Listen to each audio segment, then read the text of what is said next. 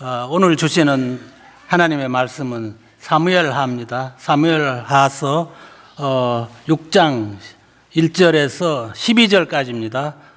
원래 주보에는 11절인데 12절까지 봉독해 올리도록 하겠습니다. 다윗이 이스라엘에서 뽑은 무리 3만 명을 다시 모으고 다시 일어나 자기와 함께 있는 모든 사람과 더불어 바알레유다로 가서 거기서 하나님의 궤를 메어 오려 하니 그 궤는 그룹들 사이에 좌정하신 만군의 여호와의 이름으로 불리는 것이라. 그들이 하나님의 궤를 새 수레에 싣고 산에 있는 아비나답 집에서 나오는데 아비나답 아들 유사와 아요가 그 새 수레를 모니라. 그들이 산에 있는 아비나답 집에서 하나님의 궤를 싣고 나올 때 아요는 궤 앞에서 가고 다윗과 이스라엘 온 족속은 잣나무로 만든 여러 가지 악기와 수금과 비파와 소고와 앙금과 제금으로 여호와 앞에서 연주하더라. 그들이 나고 어느 타작 마당에 이르러서는 소들이 띠므로 우사가 손을 들어 하나님의 궤를 붙들었더니 여호와 하나님이 우사가 잘못함으로 말미암아 진노하사 그를 그곳에서 치시니 그가 거기 하나님의 궤 곁에서 죽으니라. 여호와께서 우사를 치심으로 다윗이 분하여 그곳을 베레스우시라 부르니 그 이름이 오늘까지 이르니라. 다윗이 그날에 여호와를 두려워하여 이르되 여호와의 궤가 어찌 내게로 오리오 하고 다윗이 여호와의 궤를 옮겨 다윗 성 자기의 궤로 메어 가기를 즐겨하지 아니하고 가드 사람 오베에돔의 집으로 메어 간지라. 여호와의 궤가 가드 사람 오베에돔의 집에 석 달을 있었는데 여호와께서 오베에돔의 그의 온 집에 복을 주시니라. 어떤 사람이 다윗 왕에게 아뢰어 이르되 여호와께서 하나님의 궤로 말미암아 오베에돔의 집과 그의 모든 소유에 복을 주셨다 한지라. 다시 가서 하나님의 궤를 기쁨으로 메고 오베에돔의 집에서 다윗은 올라갈세. 아멘.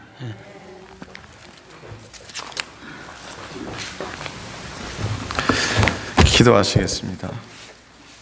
주님의 은혜를 감사합니다. 복된 날입니다. 말씀이 있는 날이고 감사가 있는 날입니다. 오늘도 말씀 가운데 함께 하시고 복된 발걸음들 위해 축복해 주셔서 감사드리며 예수님의 이름으로 기도합니다. 아멘. 오늘 말씀의 제목을 20년보다 더 복된 3개월 이렇게 말씀을 정해 보았습니다. 어제 권경희 권사님께서 예배 주일을 준비하시느라 이렇게 사무실에 들어오셔서 주보를 이렇게 물끄러미 보시더니 설교 제목을 보셨나 봐요. 20년보다 더 복된 3개월. 그러니까 권사님 하시는 말씀이 목사님 부임하신 지 벌써 석 달이 되셨군요. 이렇게. 그래서 권사님 그 석 달 아닙니다. 혹시 여러분 중에도 제목을 보면서 목사님이 오클랜드 오셔서 석 달이 개척하셨던 20년보다 더 좋아서 하시는 말씀인가 추측하실까 염려됩니다. 착각입니다. 그런 거 아닙니다. 사실 말씀 제목을 정하고 보니까 그런 것 같기도 합니다. 그런 것 같기도 해요. 절묘하게도 미국에서 목회한 지 그럭저럭 20년의 시간이 지났고 그것도 사실이고 오클랜드 파송받은 지 이렇게 눈 깜짝할 새 이제 석 달째 3개월째 들어 서긴 합니다. 지난 석 달은 기대치 못한 은혜의 시간들이기도 했습니다. 지난 한 주간은 16번에 걸쳐서 가정신방, 속회신방, 개인상담, 수요예배, 토요일 새벽예배, 환우신방, 추모예배, 식사교제, 제가 20년 목회하면서 미국서 목회하면서 최고로 바쁜 한 주간을 지났습니다. 그리 하고 싶어도 예전에는 불러주지 않았고 갈 곳 없었던 그때에 비하면 행복한 시간이고 감사한 만남과 복된 발걸음들이었습니다. 그러니까 20년보다 더 복된 3개월, 사실 틀린 말도 아닙니다. 자, 여러분 오늘 본문으로 한번 들어가면서 질문 하나 드리겠습니다. 이스라엘 사람들에게 법궤에는 어떤 의미가 있다고 생각하십니까? 어떤 의미가 있을까요? 이스라엘 사람들에게 세계의 중심은 이스라엘이고 이스라엘의 중심은 예루살렘이고 예루살렘의 중심은 성전이고 성전의 중심은 지성소고 지성소의 중심은 법궤였습니다. 오늘 아침에는 그 법궤를 예루살렘으로 모셔오려 했던 다윗 시대 그 일과 관련된 두 남자의 이야기를 좀 하려고 합니다. 그들의 이름은 아비나답과 오벳에돔입니다. 한번 따라 하시겠습니까? 아비나답, 오벳에돔. 낯선 이름이기도 합니다. 혹시 처음 들어보신 분도 계실지 모르겠습니다. 오늘 본문에 이르기까지 원래 실로에 있던 법궤가 오늘 말씀의 바알레유다, 즉 기럇여아림으로 옮겨지게 된 경위를 좀 살펴보아야 됩니다. 이렇게 바짝 좀 신경을 쓰셔야 돼요. 주목하셔야 돼요. 엘리 제사장 때입니다. 이스라엘과 블레셋 사이에 싸움이 참 많았습니다. 이스라엘이 연전연패하죠. 엘리 아들들이 생각해 보니까 이건 그냥 전쟁에서 안 되겠다 싶어서 뭐를 들고 나갑니까? 뭐를 앞세우고 나갑니까? 법궤를 앞세우고 나갑니다. 법궤를 앞세우고 나가면 이길까 싶어서 뭐 법궤가 부적인가요? 결국 어떻게 됐습니까? 전쟁에서 치고 법궤를 블레셋에 뺏겨버리고 맙니다. 법궤는 하나님의 임재의 상징이잖아요. 이스라엘의 신앙의 중심인데 법궤를 빼앗긴 건 이스라엘에게 대재앙이에요. 대재앙. 하지만 그 이런 법궤를 되찾을 길이 없었어요.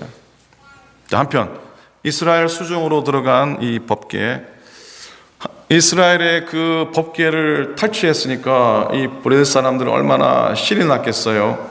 그 법궤를 블레셋의 큰 5대 도시를 돌면서 이 전쟁의 전리품들을 전시하게 됩니다. 그런데 아이러니하게도 혁혁한 전쟁의 승리의 성과물이었던 법궤가 가는 곳마다 재앙이 일어나는 거예요. 결국은 블레셋의 지도자들은 모여서 회의를 합니다. 이 어찌할까? 결국은 법궤를 이스라엘에 되돌려 보내려고 결정을 하죠. 수레에 태워서 이스라엘 땅 벳세메스로 돌려보냅니다. 이스라엘은 경사 중에 경사죠. 하나님이 떠났다가 다시 돌아오는 것처럼 즐거워했습니다. 그런데요, 이게 즐거워할 상황이 아니었어요. 저 법궤의 저주가 웬일인지 이스라엘 땅에 와서도 멈추지가 않았습니다. 호기심으로 그 법궤를 들여다봤던 벳세메스 사람들이 죽어 넘어지는 일이 생긴 겁니다. 그쯤 되니까 누구도 법궤를 감당할 수가 없게 됩니다. 결국 우여곡절 속에 이 법궤는 기럇여아림의 산에 살고 있던 아비나답의 집으로 모셔지게 되고 그로부터 몇 년이요? 20년 동안 소리 소문 없이 사람들의 생각 속에서 잊혀지게 됩니다. 이 사건이 사무엘상 6장에 나오는데요. 20년의 세월이 지난 후 사무엘 하 6장에서 이 이야기가 새롭게 시작이 됩니다. 그리고 비로소 문제의 두 남자가 동시에 등장합니다. 문제의 두 남자.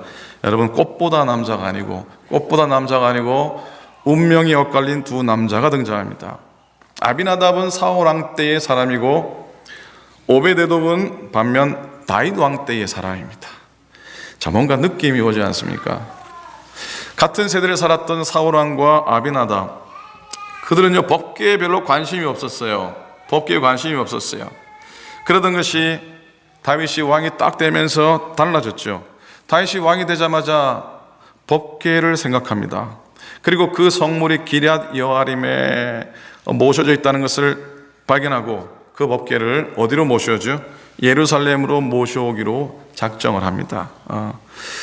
다윗이 얼마나 그 일을 기쁘게 생각했고 소중하게 여겼던지 법궤를 호위할 군사만 약 3만 명을 뽑게 됩니다. 몇 명이요? 3만 명을 뽑게 됩니다.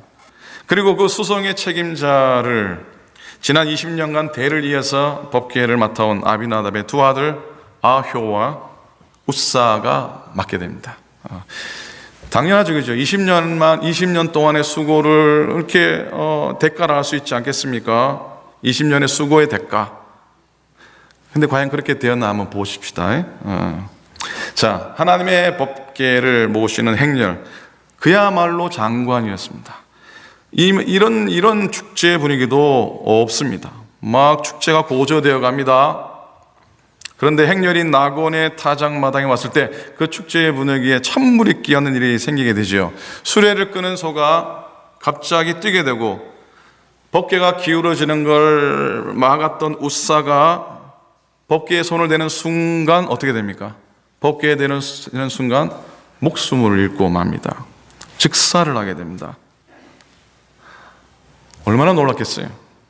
아니, 놀란 게 아니라 이해가 안 되는 거예요. 이해가. 왜 우사가 죽어야 했을까? 20년 동안 법궤를 자기 집 마당에서 관리했던 아비나답의 아들인데 하여튼 이런 일이 일어나니까 다윗은 법궤를 예루살렘을 모시려 했던 계획을 포기하게 됩니다. 그를 마음을 잃게 됩니다. 엄두가 나지 않았습니다. 기대가 컸으니 실망도 얼마나 컸겠습니까? 그래서 법궤 수송은 그만 중단되고 말고 그 법궤는 현장에서 거의 멀지 않았던 이 오벳 에돔의 집으로 옮겨지게 됩니다. 오벳 에돔의 집으로 옮겨가게 됩니다. 그런 후 석 달, 그런데 석 달 후쯤에 다윗은 법궤를 모시고 있던 오벳 에돔이 큰 복을 받았다는 소식을 듣는 거예요. 큰 복을 받았다. 그래서 다윗이 그 소식에 용기를 내서 다시 법궤를 예루살렘으로 모셔올 작정을 하고 기쁜 가운데 법궤는 예루살렘에 무사히 도착하게 되고 다윗은 그 유명한 춤을 추면서 바지춤이 내려간지도 모르고 춤을 추면서 법궤를 맞이하게 됩니다. 자, 사랑하는 여러분, 오늘 본문을 통해 우리가 생각해 볼 게 있는데 가만히 생각해 봅시다. 누구는 몇 년을 모셨어요? 누구는 20년간을 모셨는데 그 가정에 참 저주를 받고요. 누구는 단지 석 달을 모셨는데 큰 복을 받게 됩니다. 그 석 달이 20년의 세월보다 더 가치 있었다고 하는데 주목을 하게 됩니다. 단연 오늘 말씀의 초점은 누구에게로 모아집니까? 어떤 사람에게 모아집니까? 오벳 에돔이라고 하는 사람에 모여집니다. 오벳 에돔의 뒤를 한번 따라가 봤으면 좋겠습니다. 그래서 무엇보다 오벳 에돔이 누구인가 한번, 오벳 에돔이 누굽니까? 라고 물으면 여러분, 오벳 에돔이 누구죠? 자, 오벳 에돔은요, 이스라엘 12지파 중에서 레위 지파에 속한 사람입니다. 어느 지파라고요? 레위 지파 하면 레위 지파 대충 감이 옵니다. 여러분 잘 알듯이 그들은 평생 어떤 일을 하며 지낸 사람입니까? 평생 성전 맡아서 수고한 사람들입니다. 그런데 레위 지파 안에서도 여러 계파가 있어서 자손별로 하는 일이 좀 달랐습니다. 그 중에 고핫 자손, 어떤 자손이요? 고핫 자손, 오늘 좀 성용 공부 좀 합니다. 어떤 자손? 고핫 자손. 고핫 자손이 하는 일은 좀 더 특별했는데 그들은 광야에 있을 때 법궤를 운반하는 일을 맡았던 사람입니다. 법궤를 운반하는 일을 맡던 사람들이 고핫 자손입니다. 오벳 에돔이 바로 이 고핫의 후손이었어요. 오늘 본문에 나와 있지는 않지만 역대상 26장에 보면 오벳 에돔은 고라의 자손이라 나오고요. 이 고라는 고핫의 후손입니다. 이건 중요하지 않고요. 자, 이제 들어갑니다. 이 고핫이, 이 오벳 에돔은 법궤에 관해서 그 누구보다도 잘 알았을 거예요. 아버지, 할아버지에게 철저한 교육을 받았을 거라고 얘기해줘요. 법궤는 어떻게 운반해야 하고 어디다 모셔야 되고 어떻게 관리해야 될지를 아마 끼와 따갑게 들었을 겁니다. 그가 가르치면 법궤가 있든지 법궤가 없든지 그건 문제가 되지 않았죠. 한편 생각하면 고핫의 자손 중에 아마도 실제로 법궤를 한 번도 보지 못하고 죽은 사람도 있었을 것이고 그렇게 참으로 그런 사람도 많았는데 오벳 에돔 역시 나이가 들어가면서 내 생애에 법궤를 못 보고 죽을 수도 있겠구나라는 생각을 가지게 됩니다. 그럼에도 그 마음은 늘 법궤를 그리워했고 어떻게 모셔야 할지를 잘 알고 있었던 거죠. 이제부터 말씀에 줄과 줄 사이로 좀 들어갑니다. 행간 사이로 한번 들어가 봅니다. 하나님의 말씀은 그 줄과 줄 사이에도 풍성한 의미와 풍성한 그런 은혜가 우리에게 남겨져 있다고 저는 믿기 때문에 말씀과 말씀 사이로 들어갑니다. 자, 어느 날 오벳 에돔이 그렇게 궁금해했던 법궤의 소식을 듣게 됩니다. 소문이 쫙 나게 됩니다. 다윗이 수소문 끝에 법궤를 찾았고 그리고 이제 그 법궤가 아비나답의 집에 있는데 예루살렘으로 옮겨져서 모셔지게 된다고 하는 소식이었습니다. 법궤가 이제 제자리를 찾게 되는 순간이었죠. 무엇보다도 이 오벳 에돔에게는 평생 한 번이라도 봤으면 했던 그 법궤를 저 먼 발치에서라도 볼 수 있는 기회가 생긴 것이죠. 얼마나 큰 행운입니까? 이젠 죽어도 여한이 없다. 그런 심정. 내가 인생의 최고의 복을 받았구나. 그런 거였어요. 자, 기다렸던 그날이 드디어 왔습니다. 보니까 그 법궤를 모시는 행렬이 뭐 어마어마합니다. 법궤를 호위하기 위해 뽑은 사람이 몇 명이라고요? 3만 명이요. 우리 몇 명쯤 되겠습니까? 100명쯤 될 텐데 요 몇 배입니까? 30배가 되는 사람이 이 법궤를 호위하는 거예요. 그리고 뭐 얼마나 다윗이 정성스럽게 준비를 해서 그 법궤를 호위했겠습니까? 더 이상 화려할 수 없는 법궤 행렬, 수천 명의 성가대와 악단의 음악과 함께 이 법궤가 자기에게로 다 가까이 오는 거예요.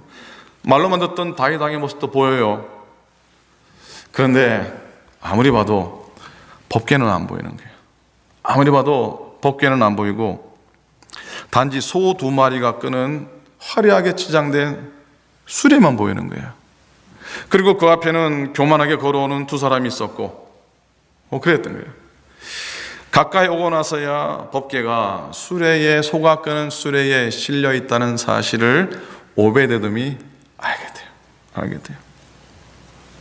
그 순간 오베데돔은 소스라치게 놀라게 됩니다. 왜냐면요. 자기가 배운 바대로, 아니 성경은 가르치기를 법궤는 소따위가 끄는 게 아니에요. 아무리 화려하고 아무리 대단해도 이 수레로 끄는 게 아니에요. 아무리 멀고 아무리 험한 길이어도 법궤는 사람이 어깨에 메고 가야 되는 거예요. 어깨에 메고 가야 되는 거예요. 오베데돔은 그 법궤 행렬을 보고 흥분하고 감사하고 기뻐했는데 그 모습을 보는 순간 마음 한구석에 의문과 불안함이 드는 거예요. 속에서 이런 소리가 들려오는 거예요. 이게 아닌데 이건 아닌데 라고 하는 생각이에요. 이건 아닌데. 그런 순간 소들이 뛰고 법궤를 잡았던 우사가 수레 아래 나동그라집니다. 죽게 됩니다. 이 사태에 놀란 사람은 백성뿐 아니죠. 다윗 왕도 어찌할 줄을 몰라 황망합니다. 성가의 노래소리가 끊입니다. 악단의 연주도 멈춥니다. 주변에 있던 사람이 누구나 할 것 없이 공포에 떱니다. 한 사람 모두 법궤의 곁을 떠나갑니다. 화려한 수레는 치장과는 달리 갑자기 초라했어요. 거기 실려있던 법궤는 누구의 보호도 받지 못하는 순간이 됐습니다. 바로 그때 오베데돔은 자기 마음속에서 들려진 한 음성을 듣게 되죠. 어쩌면 그게 하나님의 음성이었는지도 모릅니다. 자기 마음을 계속 때리는 거예요. 네가 모셔야 된다고. 너밖에 없다고. 네 어깨에 저 법궤를 메어야 된다고. 네가 저 법궤를 어깨에 짊어져야 한다고. 그런 음성이 계속 들려오는 것이죠. 여러분, 다윗 왕도 감당 못한 그 법궤, 오베데돔이 감히 감당합니다. 그와 함께 아들들과 함께 법궤를 어깨에 메고 자기 집으로 모셔드리게 됩니다. 저는 이 장면을 생각하면은 어떤 장면이 떠오르냐면 구레네 사람 시몬이라는 한 인물이 떠오릅니다. 유월절 맞아 시골에서 예루살렘에 올라온 구레네입니다. 하필 그때 예수님의 십자가의 행렬이 있었죠. 하필 또 예수님 십자가 곁에 서 있다가 구레네 시몬이 건장하고 그랬는지 모르겠지만은 주님의 피 묻은 십자가를 대신 지고 골고다 언덕을 올라가게 되죠. 왠지 이 오베데돔이 어깨에 짊어졌던 그 법궤가 바로 얼떨결에 구레네 시몬이 어깨에 짊어졌던 주님의 십자가와 같다고 하는 생각이 문득 들었어요. 보세요. 우사가 죽어 나왔던 법궤입니다. 참으로 저주의 법궤였던 것이죠. 그 누구도 저주를 막아서지 못했습니다. 다 도망갑니다. 다윗도 도망가고 옆에서 막 찬송했던 성가대도 다 도망가 버리고 아마 군사들도 죄다 다 도망갔던 것이죠. 누구도 그 저주를 막아서지 못했어요. 근데 그 자리에서 그 법궤의 저주를 온몸으로 막아낸 사람이 바로 이 오베데돔입니다. 보세요. 법궤를 만지면 죽는 건 당연하죠. 그리고 그 사건이 일어나게 됩니다. 모든 사람이 주랭랑을 치고 혹시 그 법궤를 잘못 모셨다가 어떤 저주가 임할지 누가 압니까? 근데 겁도 없이 오베데돔은 그 법궤를 어깨에 짊어지게 됩니다. 자기가 죽을 수도 있어요. 그런데 죽기로 각오하면 못할 일이 없어요. 죽을 수도 있지만 자기가 짊어져야 될 운명이다. 이게 내가 해야 될 내 사명이다 확신한 겁니다. 죽음은 죽으리라는 결단과 희생 없이는 감당할 수 없었던 법궤였습니다. 법궤였어요. 결연하게 짊어집니다. 그래서 법궤의 진노가 이스라엘에게 더 이상 임하지 않도록 막았었죠. 여러분, 민수기 1장 53절 진짜 신기한 말씀이 나옵니다. 민수기 1장 53절에 이런 말씀이 있는데요, 잘 들어보십시오.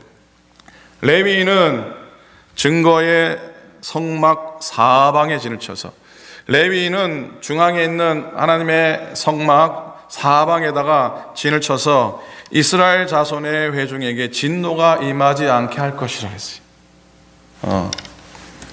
자, 성막 한 중간에 있어요. 그리고 그 주위에 레위인들이 다 진을 쳐요. 그렇게 진을 치는 이유는 진노가 이스라엘 백성에게, 회중에게 임하지 않을 것. 이스라엘 유대인 레위인들은 어찌 보면 하나님의 진노를 몸으로 막아서야 될 사람들이었다는 것이죠. 오베데돔은 그 말씀 그대로 몸소 행합니다. 다 도망갔지만 다윗은 자기의 온몸으로 어찌 보면 복귀의 저주를 짊어집니다. 그런데 석 달, 몇 달이요? 몇 달이요? 긴 시간도 아니에요. 몇 달이요? 석 달이에요. 석 달. 석 달이 못 되어서 그의 가정은 모든 게 변합니다. 하나님의 명령과 규례를 지켜 행했더니 그 저주의 복궤가 그들에게 복이 됐어요. 저주의 복궤가 그들에게 복이 됐어요. 역대상 26장에 보시면, 역대상 26장에 보면은 이 오벳에돔의 집안의 후손들의 이름이 쫙 나옵니다. 총 62명입니다. 총 62명 모두가 한 사람도 예외 없이 능력 있는 하나님의 일꾼으로 쓰임받아요. 성전과 그리고 곡간 문지기로 다 쓰임받게 돼요. 그리고 그의 집안은 쌓을 곳이 없을 정도로 하나님의 복을 누림받게 됩니다. 아멘입니까? 이쯤 아멘 한번 합시다. 아멘, 아멘.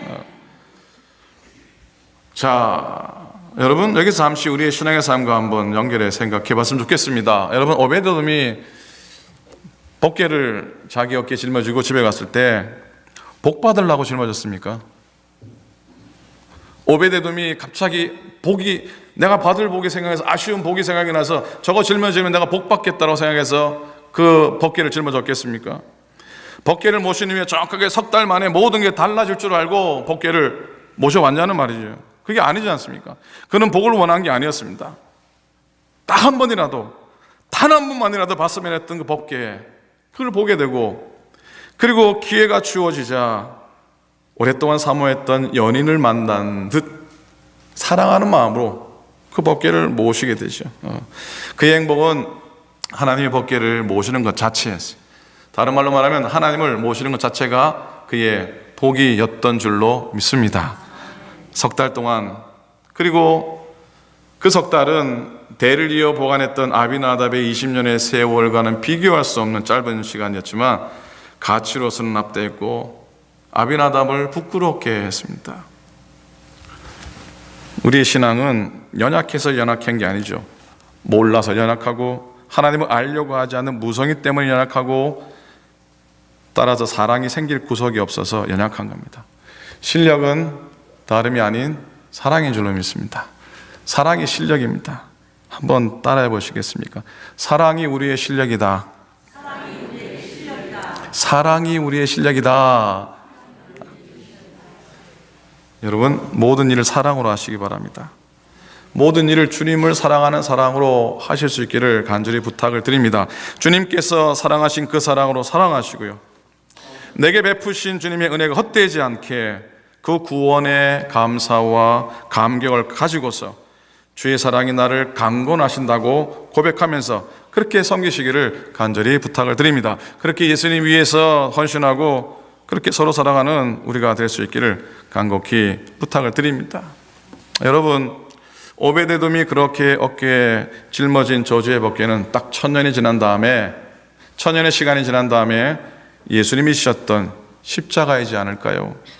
저주의 십자가, 무력함의 상징, 치욕과 저주의 상징, 아무도 주고 싶지 않았고 모시려 하지 않았고 거기에 챔받았고 거기에 달리기를 치욕의 죽음을 생각했던 그 십자가, 그럼에도 그 십자가를 죽으면 죽으리라 결단을 하고서 그 십자가의 구원의 길을 믿고 초대교회 교인들은 기꺼이 짊어지죠. 치욕의 십자가를 자기 삶 속에 온전히 모셔드리게 됩니다. 모셔드리게 됩니다. 그렇게 확신과 신앙으로 모셔드린 순간 그들의 삶은 희한하게도 하나님의 하늘의 평안과 하늘의 복을 누리게 됩니다. 세상에 대접받지 못했고 땅에서 많은 거 누리지 못했지만 누구도 행복한 인생을 살았습니다. 누구도 두렵지 않은 승리의 인생을 살았습니다. 집불도 가진 게 없었지만은 우주 만물의 주인 되신 하나님 능력 힘입어서 세상에서 감당할 자가 없을 정도로 담대히 서는 그런 믿음의 사람이 되었던 줄로 믿습니다. 그들이 가진 건 그거밖에 없었잖아요. 짊어진 십자가밖에 없지 않았습니까? 여러분, 우리는 저주의 법궤를 축복의 통로로 만든 이 오벳에돔의 은혜를 생각해 보아야 됩니다. 그 비밀이 어디 있겠습니까? 오벳에돔이 복을 받은 모습이 참 부럽기도 하죠. 오늘 읽은 말씀 12절에 보니까 어떤 사람이 다윗에게 아뢰어 이르되 소문이 쫙 났어요. 여호와께서 하나님의 괴로움 말미암아 오벳에돔의 집과 그의 모든 소유에 복을 주셨다한지라 다윗이 가서 하나님의 교회를 기쁨으로 메고 오벳에돔의 집에서 다윗성으로 올라갔어요. 다윗도 그 소식을 들으니까 너무나 감사한 거예요. 이제 하나님의 저주가 가셨구나. 그래서 그 법궤를 예루살렘 성으로 다윗성으로 옮겨오게 됩니다. 어찌 보면은 저주의 법궤 때문에 오벳에돔의 집안이 무너졌을 거라 생각했지만 석 달 만에 그 가정이 축복으로 변화된 증거 앞에 다윗도 엎드린 거예요. 다윗도 엎드린 거예요. 오벳에돔은 그가 이렇게 복을 누릴 수 있었던 것은 그의 마음의 고백. 나는 이제 죽은 목숨이다. 그래도 죽어도 원이 없다. 평생 소원하던 이 법궤를 내 어깨에 메었으니 죽어도 소원이 없다. 그렇게 고백한 그 고백 때문인 줄로 믿습니다. 죽기로 각오하고 하니까 누가 책임져 주십니까? 하나님이 책임져 주시요. 내가 살려고 하면 하나님이 외면하시지만 내가 죽으려고 하면 하나님이 그 순간부터 우리의 생명을 책임져 주시는 줄로 믿습니다. 그 은혜를 오벳에돔이 받은 것이죠. 결론입니다, 여러분. 법궤는 이스라엘 레위 지파의 제사장들이 어깨에 짊어지는 게 원칙입니다. 원칙입니다. 다윗이 실수한 게 바로 그겁니다. 인간의 눈으로 볼 때 금칠한 화려한 수레가 더 정성스러울 것 같아 보입니다. 그죠? 다윗이 그런 마음으로 했을 거 아니에요. 다윗이 자기 좋으라고 했겠습니까? 법궤를 그렇게 모시는 게 정성스럽게 모시는 거라고 생각했기 때문에 최선을 다해서 모셨는데 그게 하나님의 방법이 아니었던 거예요. 그게 하나님이 원하시는 것이 아니었던 거예요. 하나님께서 원하시는 것은 우리의 어깨에 법궤를 짊어지고 가는 것이었어요. 사랑하는 여러분, 하나님께서 원하시는 것은 바로 우리의 어깨인 줄로 믿습니다. 우리의 어깨인 줄로 믿습니다. 하나님은 우리가 하나님 법궤를 우리 어깨에 짊어지고 나아가기를 원하십니다. 우리 어깨에 지어진 하나님 법궤 십자가가 있다면 그것으로 기뻐하고 그것으로 충성하는 저와 여러분 우리 모두가 될 수 있기를 우리 주님의 이름으로 간절히 축원을 드립니다. 아멘, 아멘. 기도하시겠습니다.